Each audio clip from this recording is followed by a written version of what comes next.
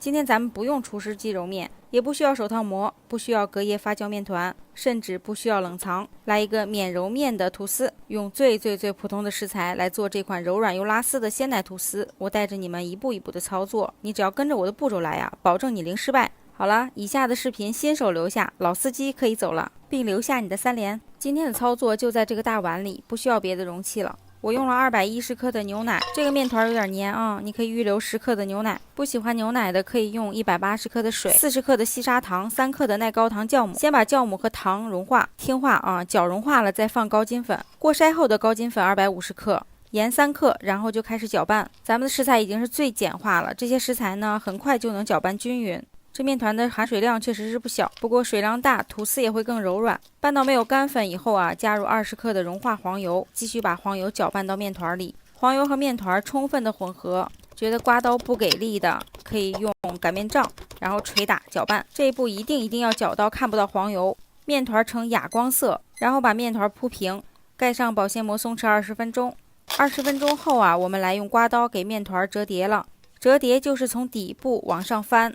这时候呢，我带你们来看一下这松弛20分钟以后的面团，它已经是有筋了，能扯开一个膜。但是这个膜呢，没有什么韧性，而且还比较粘手。用刮刀把面团先摊开，然后折叠。折叠的手法就参考我的视频里这个手法，然后跟着照做就好了。一共呢折叠2次。折叠好2次，把面团再摊开，盖上保鲜膜，继续松弛20分钟。好，我们来看一下第2次松弛好的面团它的状态。你看它就比第1次的更有韧性，也能拉出薄膜了。就是这薄膜组织有点乱，没关系。我们现在给面板上撒一些粉，把面团倒出来。是的，面团很粘手，多撒一些粉，手上也薄薄的抹上粉，把面团摊开，然后就是拉扯边角往中间折叠，每次折叠都要拉扯一下，然后面团也要拍扁一些，这边角都折叠到中间。你们看我的面团也是很粘的，不要使劲的抓面团，没关系啊。然后把面团翻过来，再铺一层高筋粉，为了防止面团表面粘桌板，从而破裂。然后再翻过来，光滑面朝下，继续第2次折叠，还是拉扯边角往中间折，然后不要让光面粘桌板，实在是粘的话还要铺一些手粉。再把面团滚圆。哦，看看这洁白光滑的面团，我们到底对它做了什么？不就是折叠几下而已吗？然后面团继续放进大碗里，盖上保鲜膜，再松弛20分钟。松弛好了，我们来最后一次折叠了，还是在桌板上撒粉，光滑面朝下，拉扯每一个边角往中间折叠。哎，面团的状态越来越好了啊！折叠大家要记得不要矫枉过正，松弛完折叠最多就2次，大家不要超过2次，不然面团很紧就不好操作，容易破。翻过来光滑面再铺一些粉，然后再翻过来，还是光滑面朝下，继续第2次折叠。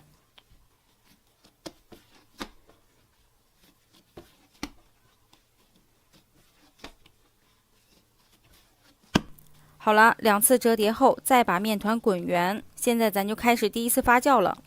咱们沈阳啊，现在室温在25、6度吧。我发酵了1个小时，咱们主要看状态，不要去过多的苛求时间。来看一下1发好的面团是什么状态。手上沾高粉，按压一些面团，能看到有3个指印，指印不回弹也不塌陷，这个面团就发的正好。桌上继续撒粉。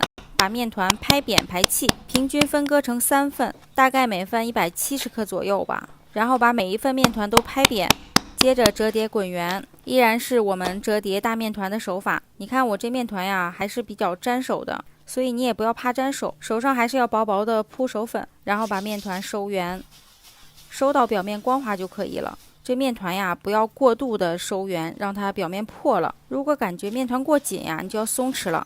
滚圆后的面团继续松弛20分钟。20分钟后，我们再来第1次擀卷。取一个面团放在桌面上，手上还是铺一些手粉，把面团拍扁排气，不要把气体擀进杀绝啊！擀面杖擀到头的时候手就要轻了，千万不要使劲的去压面团，也就是顺势的事儿。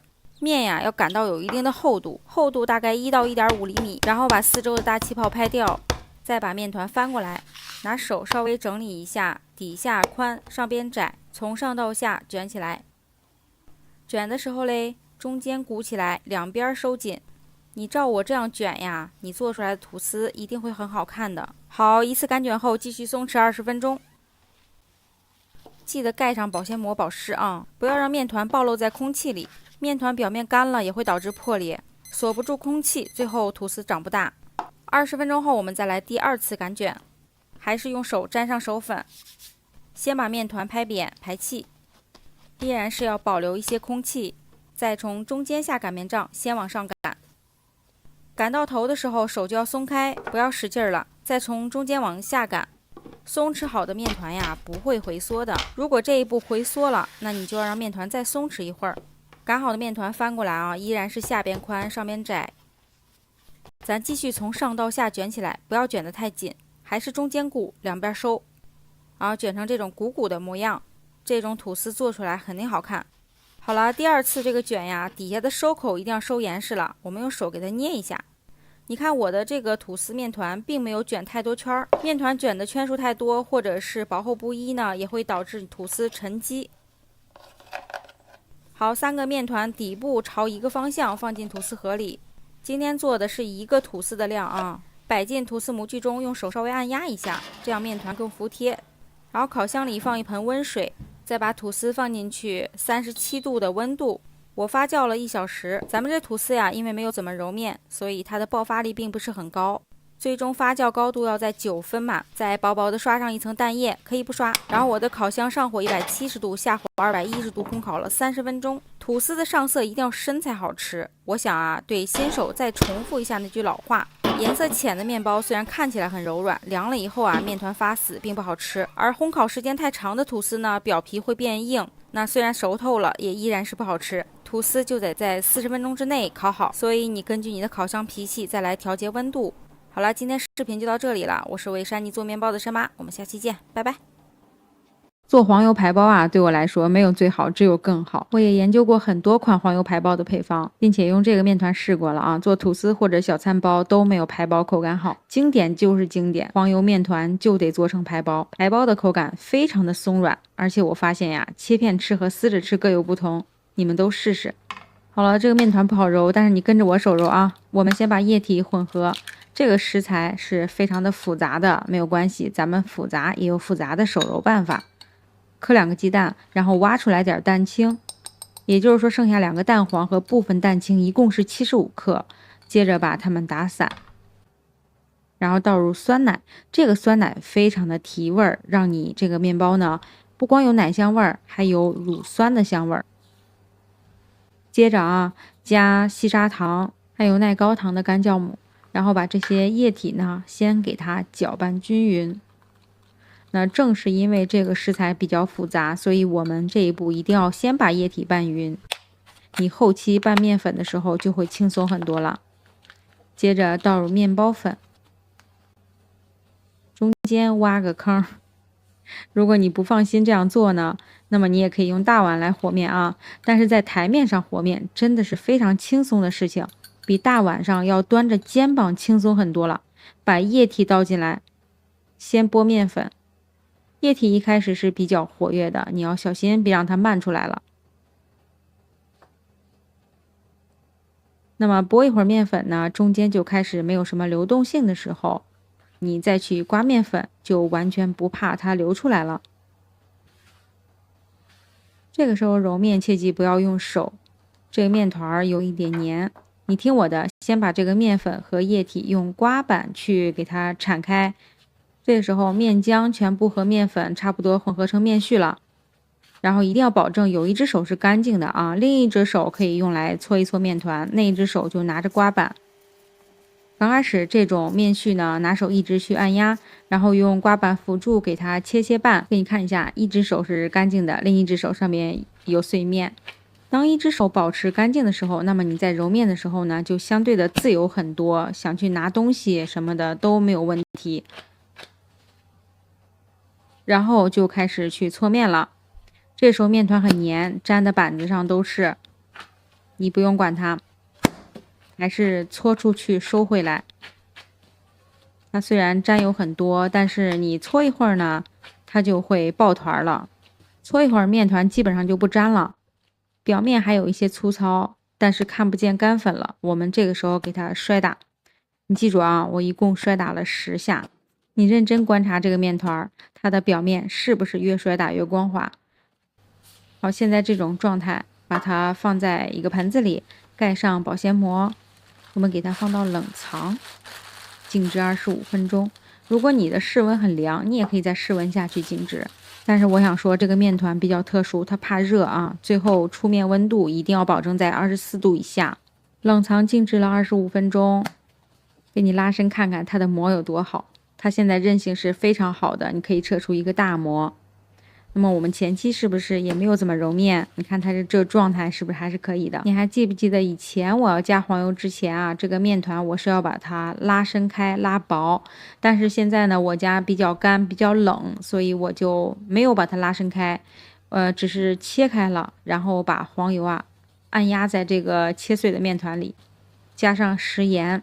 抹匀以后啊，把黄油和面团使劲的给它抓，因为这个时候，因为在冷藏里放了一会儿的面团，还有这个黄油啊，室温下很难软化，因为家里比较凉啊，所以我就加强了用手去揉面的这个操作，多用手去抓，用手温呀去把黄油融化掉，然后去把这个面团呢给它抓软。你这个时候就不怕手和面团触摸了，因为家里比较凉嘛。我们夏天跟冬天揉面是完全两个思路啊。冬天一定要保证这个面温不要太凉。但是这个面团呢，因为黄油比较多，然后鸡蛋也比较多，所以我建议你这个面团出面的温度一定要低一点。它的质地比正常的面团要黏一些，那么温度稍微低一点，这个面团的状态就会更好。你给它搓到这稍微有一点不粘手了，也不粘面板了，我们就开始摔打了啊！这个时候面团已经很软了。现在呢，越摔打这个面团是越光滑的。一共我摔打了3分钟，当然你也可以摔打5分钟。我觉得这个面团摔打5分钟，那肯定是比3分钟效果更好。你做的排包呢也会长得更高。但是我摔打了这3分钟，状态已经很好了。你看一眼啊，它现在是很光滑的，出面温度呢也不高，在22度。那么室温因为比较低嘛，所以面温也一直没上去。所以说天气越凉越适合做这个面包。然后给它松弛5分钟，切开一块来看一眼膜。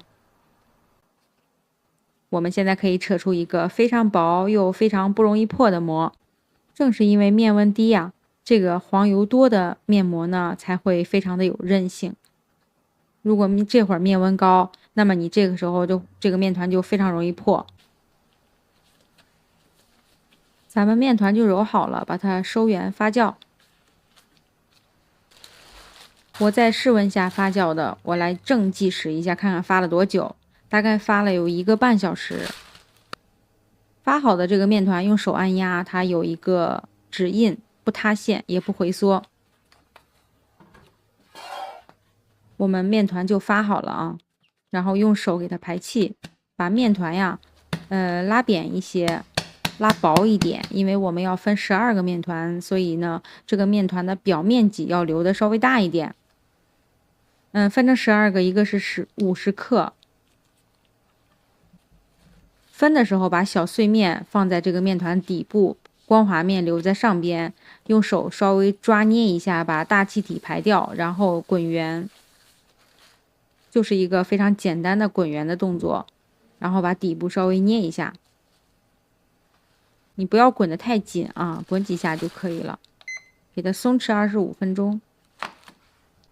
那么你要记得啊，这个松弛一定要到位。如果你松弛到25分钟呢，它擀的时候还是会回缩，那么就说明你的面温啊太低了。那么就要延长松弛的时间，或者是加高你的室温。那么松弛好的面团，糊点粉给它擀长、擀薄一点。你可以多卷几圈，这个排包拉丝会更好看。那么你就给它擀扁一点，卷得紧一点也没有关系。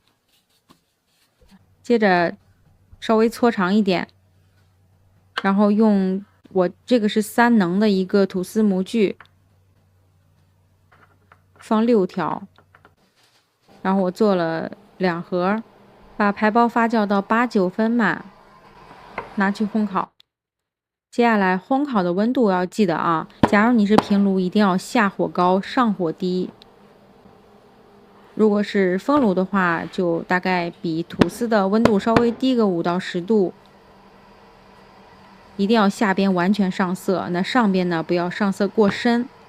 烤好以后刷上黄油。这黄油呢可以让你的表皮更加的湿润，也会更加的松软。如果你和我一样喜欢看面包拉丝，那么出炉10分钟是它最佳的拉丝时间。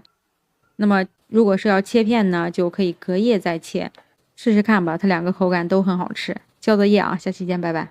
法式忌廉包在很多进口超市都有卖的，如果你没有买过或者没有吃过，那恭喜你，刷到这个食谱就赚了。做起来很简单，谁能想到新手也能成功？面包体是非常的松软，纯纯的奶酪，香而不腻。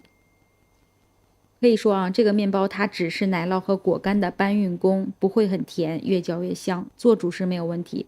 照顾新手依然是手揉面团，先把牛奶、糖和酵母混合均匀，加入高筋粉。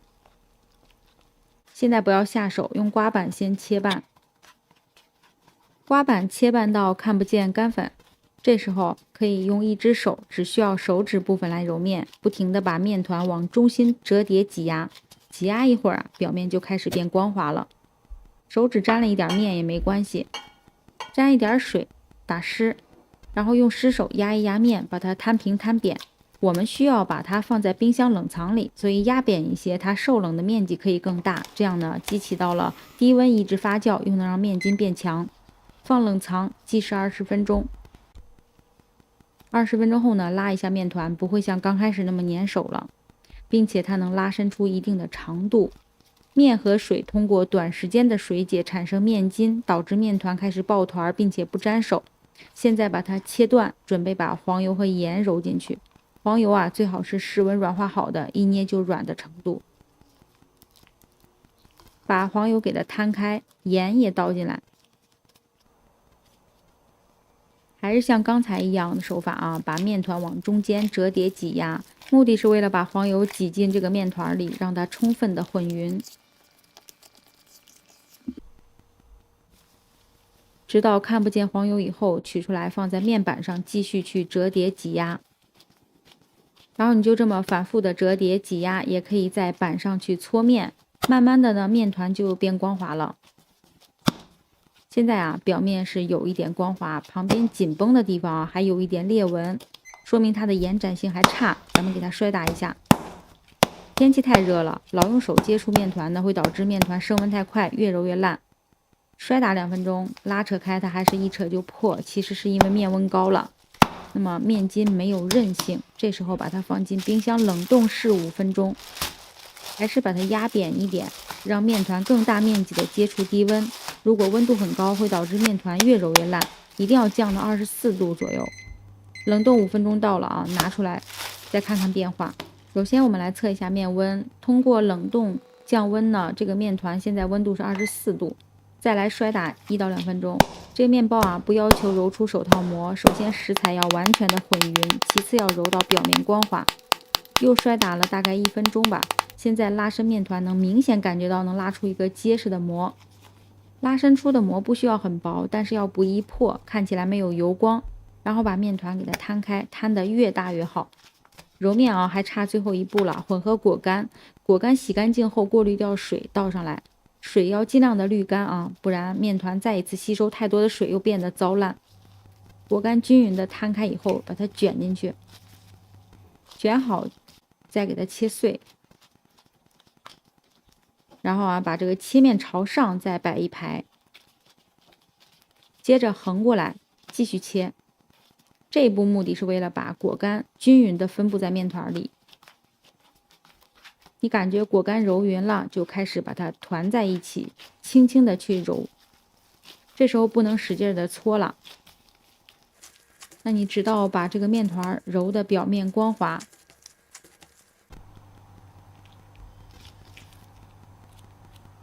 你就可以滚圆，然后发酵半小时。室温是30度左右的话，在室温发酵就可以了。发好后1分为2，差不多大小就行了，这里可以不用称重了。然后把2个面团都给它滚圆，先拍打排气，不用排干净啊，把大气泡排掉就行了。边角往中间折叠，要压过中心点，只有压过了中心点呢，最后滚圆的时候，这个面团它才会是实心的。那你2个都滚圆以后，还是放在室温下松弛。好，半小时到了，按压一下，面团不回弹就可以拿来整形了。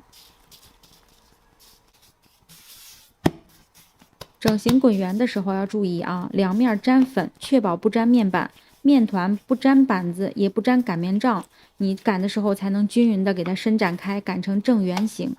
要不然啊，这里沾了，那里扯住了，擀的就很不好看。擀完以后拍一下四周的大气泡，大气泡太多会影响面包上色均匀。直径大概是20厘米，放在烤盘上，均匀的铺上奶油奶酪块，原味的，不用加糖了。我这个面包一共包入了135克的奶油奶酪，把另一片圆也铺上来，四周按压一下就行了，不用捏边，奶酪也不会流出来。用叉子把上边这一片呢面团插透，也不用插到最底儿，扎了孔的这个面包烤的时候不容易鼓起来，鼓起来会影响面包上色。用 A4 纸剪了这个小条铺在面包上，制造菱形格的纹路，撒面粉，什么粉都行。撒完以后轻轻的把纸条拿下来，这纹路和外边卖的几乎一模一样。然后我用风炉175度20分钟内出炉。这个面包其实成本不贵，但是能卖上价，我买了1/4块，花费大概是19块8。我期待你试试看，并且艾特为啥你做面包交作业，下期见，拜拜。